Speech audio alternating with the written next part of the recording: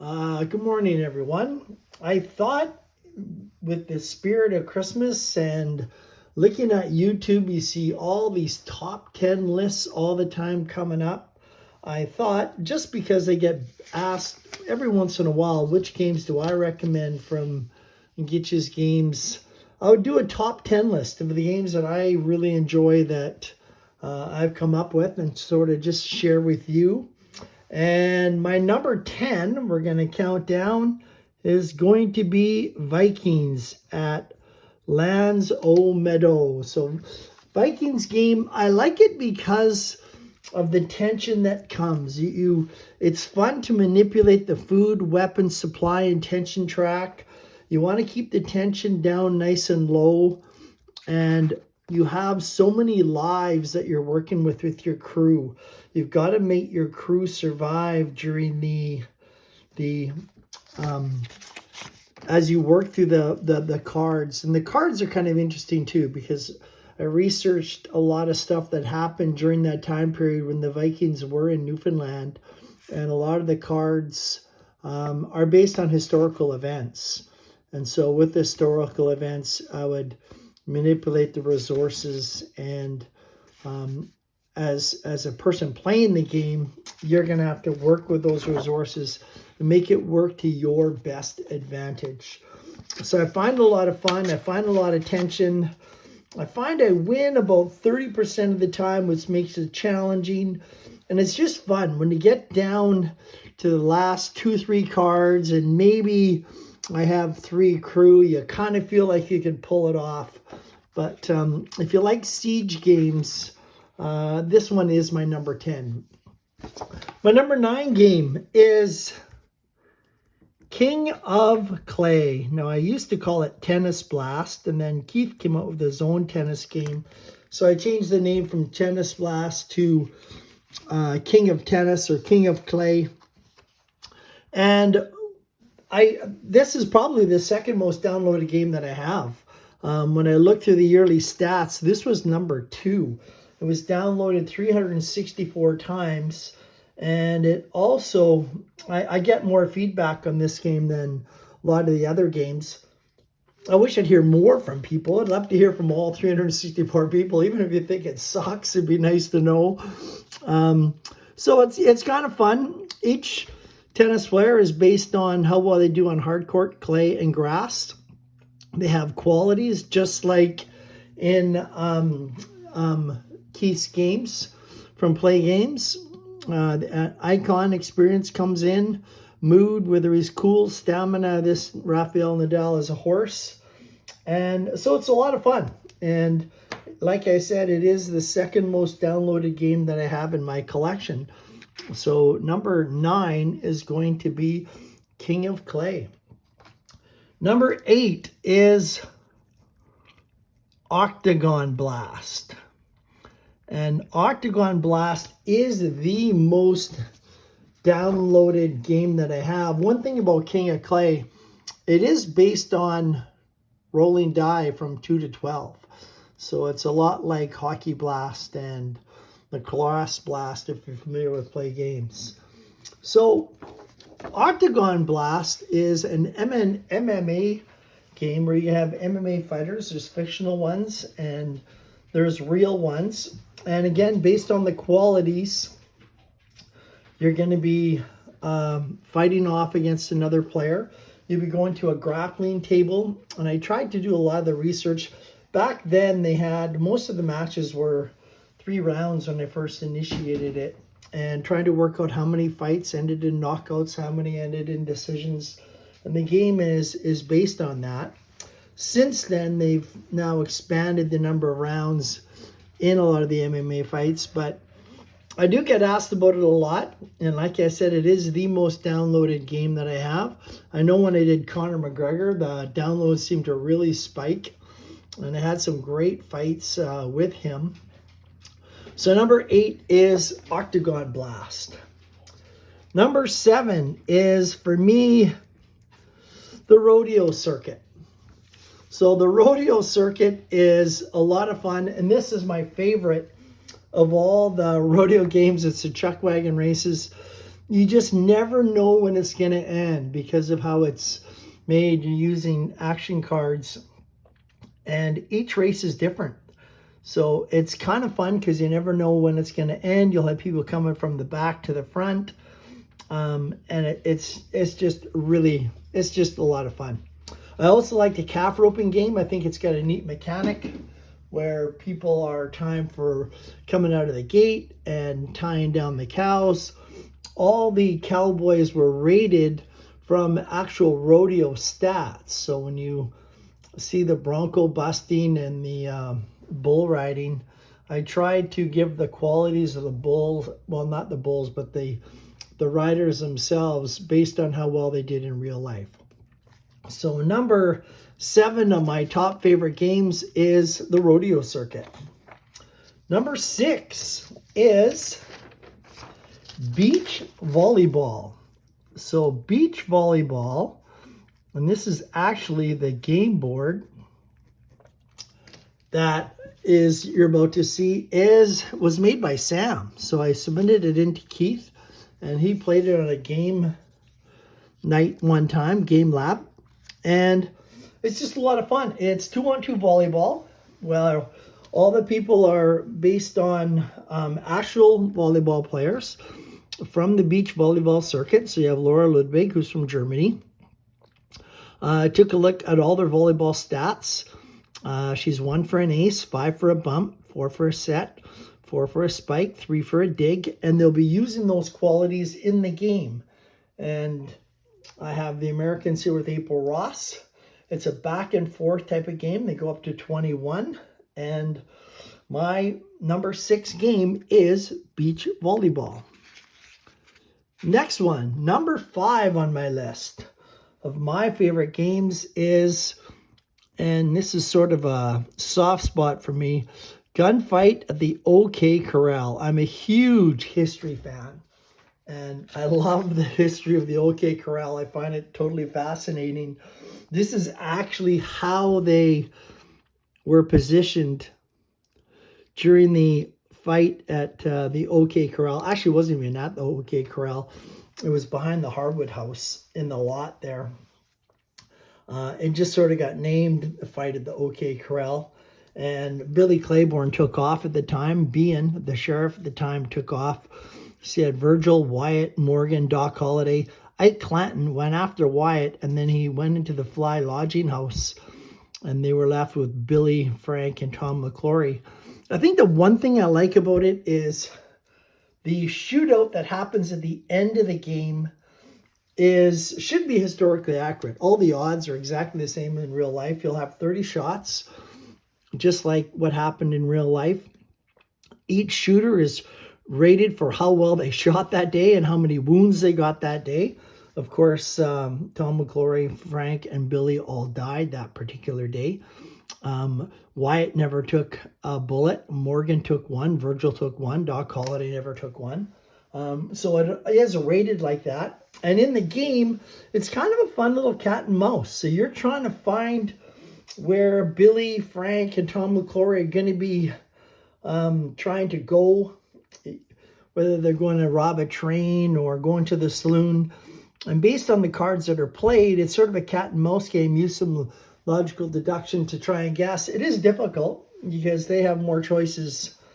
The bad guys have more choices to pick from. You only have a 1 in 4, 1 in 5 chance. The bad guys, the Cowboys should be able to get quite a lead before it comes to the shootout. And the shootout is where the game evens out. The Wyatt Earp and his brothers and Doc Holliday have a chance to really catch up in the shootout.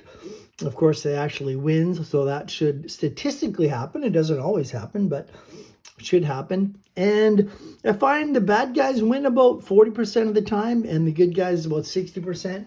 So it comes out pretty even.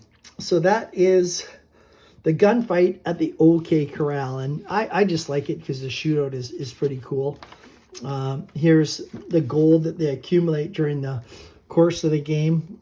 The Cowboys will get way ahead, and the Earps will be a little bit behind, usually 15 points behind.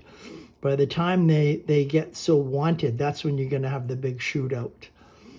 So the wanted track and the popularity track of the sheriff, you can see the more wanted the criminals, the less pay and the less popular the ERPs are.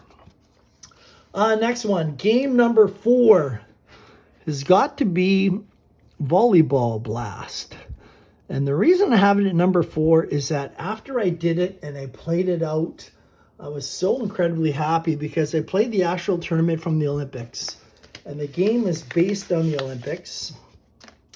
And it came out exactly like in real life, or the standings were a lot like real life, which was pretty cool for me. So each of the people you're going to see in the game is based on the Rio Olympics in Brazil. And this is Team France. And just like beach volleyball, they are rated for each of their different qualities. And the teams are rated. So the very strong teams will have more qualities than the weaker teams.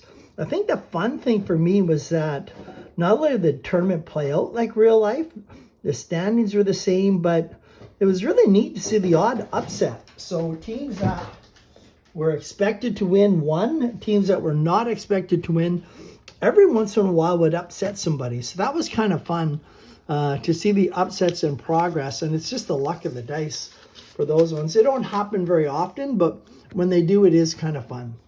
So number 4 is Volleyball Blast, and I think I like it just because it worked out so well. And the game's fun, and it did come out very statistically accurate. Next one, game number 3 on my list is the Plains of Abraham. This one I really, really quite enjoy. It's funny because I didn't like State of Siege games. When I first started playing them, they were just kind of okay. They sort of felt like whack-a-mole, but this one I like. Probably one of my favorite periods in history. I thought the Plains of Abraham was kind of fascinating story, and the cards that are in the game were all based on things that actually happened in history. So Montcalm actually did get struck in the abdomen, and he died in the morning. There wasn't Wolfe was actually shot too. And even for Wolfe, when he decided to come up the goat trail, the banks, to the Plains of Abraham, because he didn't have any success at Beauport. Beauport is the boat landing that was probably most advantageous, but the French knew that the British were coming, and they dug trenches and defenses.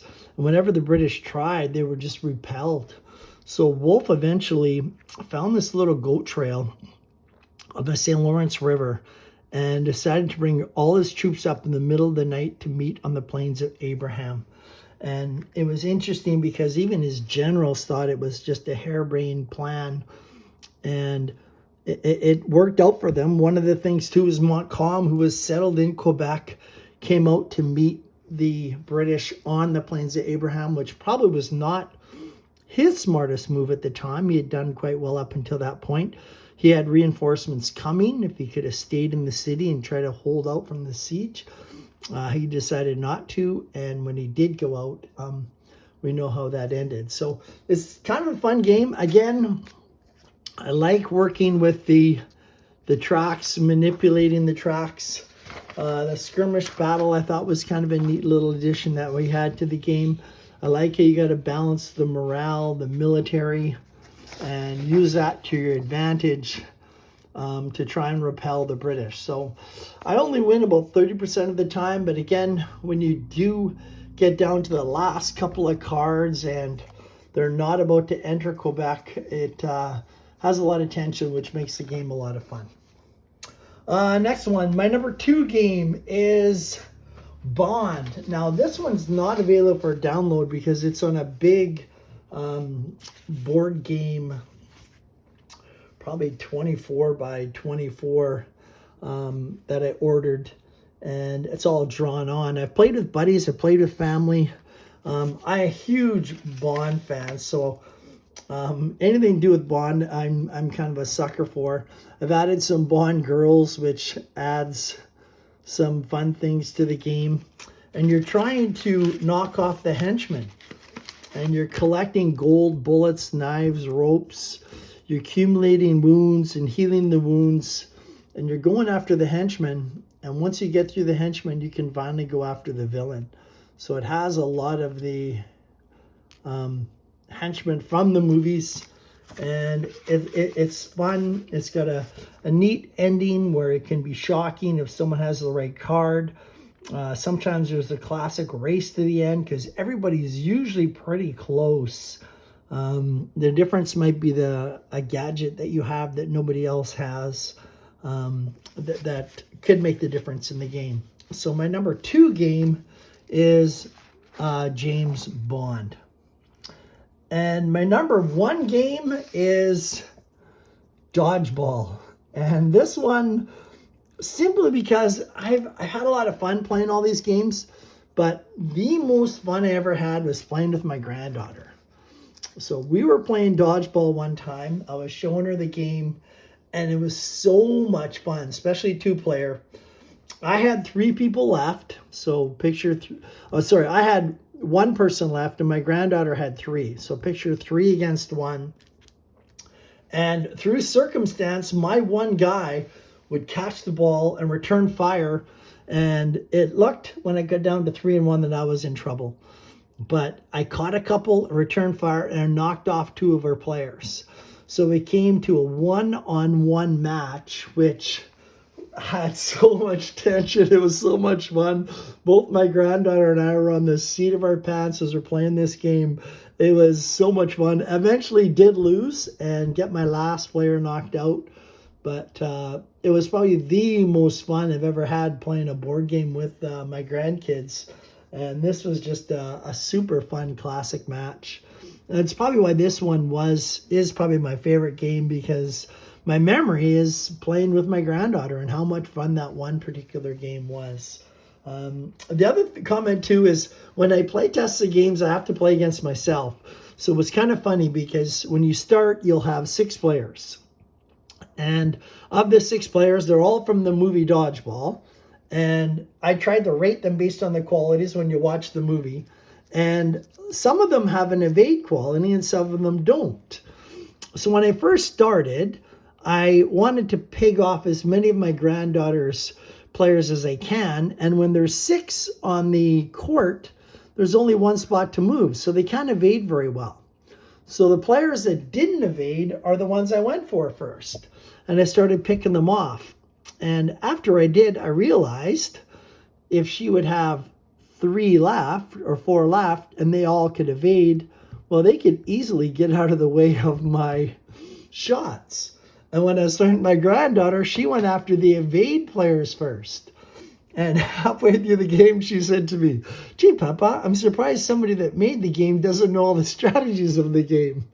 And I had a pretty good laugh, and she was totally right. The only problem is that when you play against yourself and by yourself all the time, you sort of get into a rut where you keep playing the same way. But anyway, my number 1 game has to be the Dodgeball game, just because we had that classic game with my granddaughter where I came back from behind. It was a defense 1 counterattack. I kept rolling it. There's the roll right here. And so I kept rolling a couple of 1s, and then I would pick off her guys, and it set the stage for a 1-on-1 battle, which I eventually lost. But yeah, it was a very, very fond moment with my granddaughter. Anyway, so those are Gitch's top games. If you're looking to download them, they're all on the gitchplay.wordpress.com site. And everyone have a Merry Christmas.